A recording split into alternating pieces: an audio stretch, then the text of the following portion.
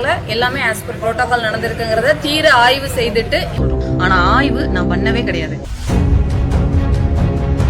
திமுக அதிமுக ஆட்சியில் ஒரே கட்ட பஞ்சாயத்து, லோக்கல் புள்ளிகளோட ஆதிக்கம், பண்ணையார்த்தனம் இது எல்லாமே இருக்குது. வேற இவங்களால நாடு முன்னேறவே இல்லை. புதுசாக ஒரு மாற்றம் வேணும் அப்படின்ட்டு தொடர்ச்சியான ஒரு ஏக்கம் மக்கள்கிட்ட இருந்துக்கிட்டே இருந்துச்சு. அப்படி ஏக்கப்பட்ட அந்த மக்கள் என்ன பண்ணாங்க, ஜோசப் விஜய் தலைமையிலான தாவேக அரசு தான் சரியான அரசு, ஒரு தீர்க்கமான அரசு, அதாவது ஒரு தொலைநோக்கு பார்வை கொண்ட ஒரு அரசாக இருக்கும். ஜோசப் விஜய் சிஎம் ஆகிட்டார் அப்படின்னா நமக்கு எல்லா பிரச்சனையுமே சரியாயிடும், திமுக அதிமுக எல்லாம் அழிஞ்சிரும், பிரச்சனையே இருக்காது அப்படின்னு ஒரு நம்பிக்கையில் இந்த கட்சிக்கு வாக்கு செலுத்தி ஆட்சியில் உட்கார வச்சாங்க. ஆனால் அது சரியா, மக்களோட முடிவு தப்பாக போயிடுச்சா அப்படிங்கிற ஒரு சந்தேகம் வந்திருக்கு. இந்த சந்தேகம் எதனால் வந்துச்சு அப்படின்னா, நம்ம யாரும் எதுவும் பண்ணலை, தாவேக ஆட்களே அந்த சந்தேகத்தை கிளப்பி விட்டுக்கிட்டே இருக்காங்க. ஸோ அது என்ன பிரச்சனை அப்படிங்கிறத இந்த வீடியோவில் பார்ப்போம். வெல்கம் டு அன்காஸ் தமிழ். நான் உங்கள் விஸ்வநாதன்.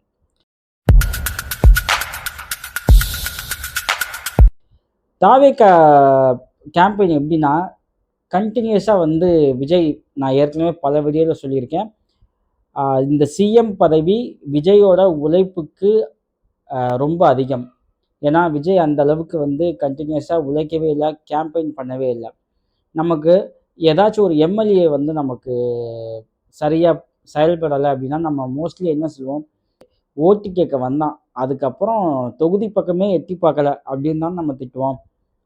இவர் ஜோசப் விஜய் ஓட்டு கேட்க கூட தொகுதி பக்கம் வரல.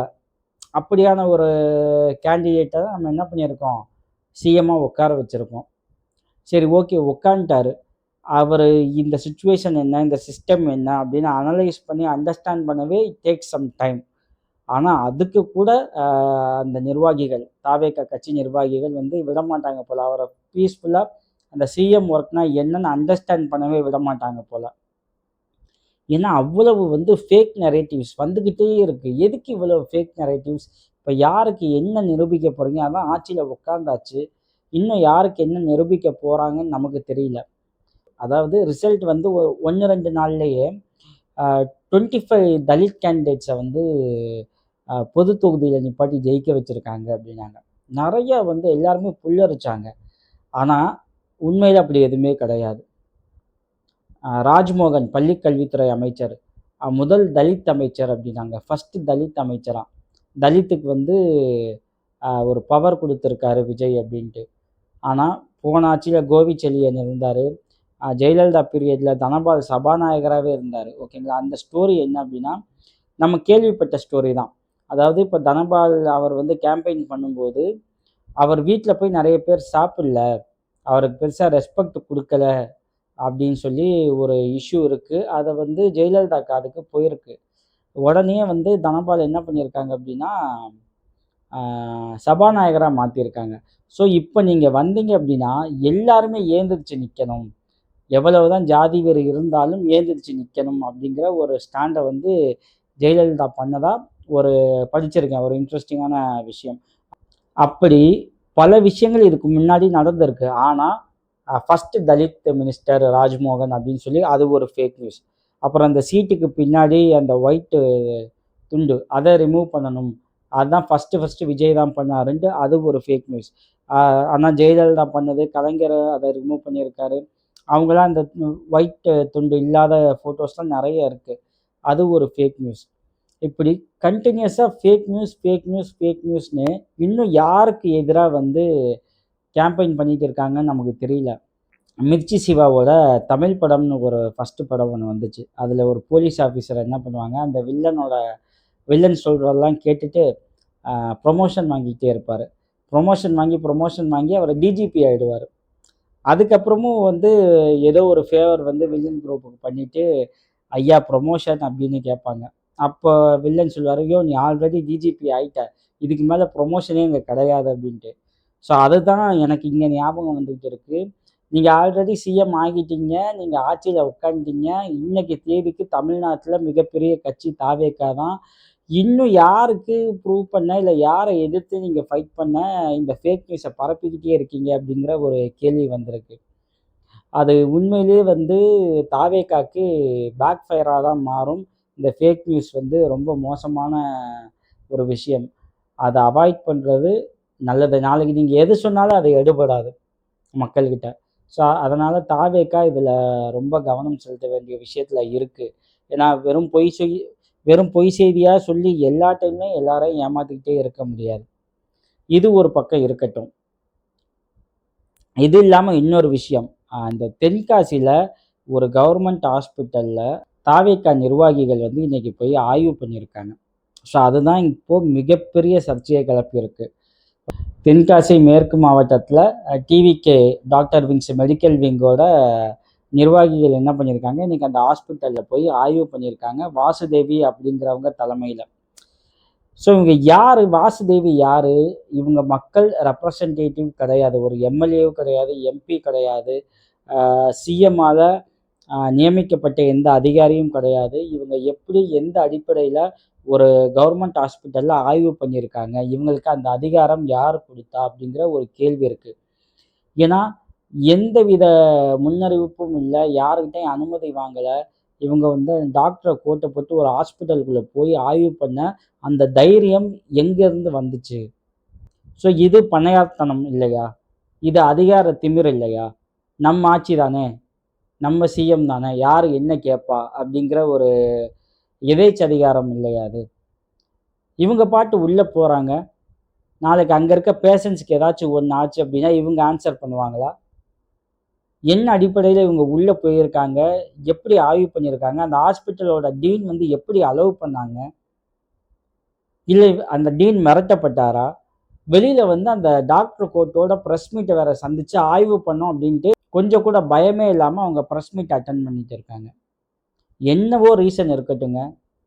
1000 வேலிட் ரீசனா இருக்கட்டும். அதுக்கு ஒரு புரோட்டோகால் இல்லையா?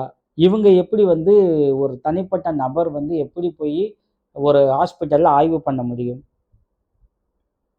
பேஷண்ட்ஸ் அங்க இருக்க அந்த ஹாஸ்பிட்டல்ல இருக்க பேஷண்ட்டோட சேஃப்டி வந்து இப்போ கொஸ்டின் மார்க் ஆகியிருக்கு. ஏன்னா இவங்க மக்கள் ரெப்ரசன்டேட்டிவ் கிடையாது. அ இந்த தாவேக்கு அரசால நியமிக்கப்பட்ட அதிகாரியும் கிடையாது. எந்த அடிப்படையில இவங்க அந்த ஹாஸ்பிட்டலுக்குள்ள ஆய்வு மேற்கொள்ள போனாங்க? அந்த ஒயிட் கோட்ட எப்படி இவங்க வந்து அணிவிச்சு உள்ள போனாங்க? ஏன்னா, அங்க இருக்க பப்ளிக்குக்கு என்ன தெரியும்? இவங்க டிவிகே மெம்பர்ன்னு தெரியுமா? ஏன்னா, இங்க ஓட்டு போட்டவங்களுக்கே யாரு டிவிகே எம்எல்ஏ, நம்ம எம்எல்ஏ யாருன்னு தெரியாது. அவங்க நேம் தெரியாது, ஃபேஸ் தெரியாது. அப்போ ஒரு ஹாஸ்பிட்டல்ல அவன் பலவிதமான சிந்தனையில, பலவிதமான மனநிலையில அங்க இருப்பான். இந்த அம்மா பாட்டு ஒரு டாக்டர் கோட்ட உள்ள போட்டு போச்சு அப்படின்னா, ஆப்வியஸ்லி என்ன நெனப்பாங்க? டாக்டர் அப்படின்னு தான் நெனப்பாங்க. என்ன அடிப்படையில இவங்க உள்ள போனாங்க? இதெல்லாம் வந்து உண்மையிலேயே அஃபென்ஸ். அவங்க மேல நீங்க கேஸ் ஃபைல் பண்ணி, காவல்துறை அவங்க மேல நடவடிக்கை எடுத்தே ஆகணும். இன்னொரு விஷயம் அவங்க அவங்க மேல ஏற்கனவே ஒரு கேஸ் இருக்கு. என்ன அப்படின்னா, இந்த கரூர் விஷயம் இருக்கு பார்த்தீங்களா?